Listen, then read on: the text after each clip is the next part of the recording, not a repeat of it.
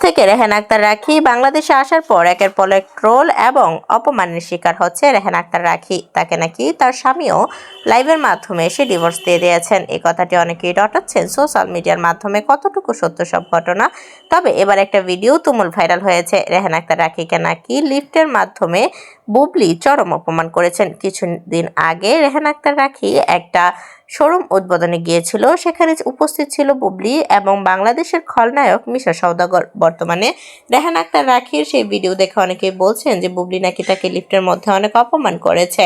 তবে রেহেনা আক্তার রাখি জানিয়েছেন তাদের সম্পর্ক স্বাভাবিক। রেহেনা আক্তার রাখির সাথে যে ঘটনাটা ঘটেছিল ফুলালিকে নিয়ে, রেহেনা আক্তার রাখি কিন্তু সেই ফুলালির ফ্যামিলির সম্পূর্ণ দায়িত্ব তিনি নিয়েছেন এবং রেহেনা আক্তার রাখি সেই ফুল আলীকে প্রায় অনেক টাকা দিয়েছেন এবং একটা মোবাইলও গিফট করেছেন।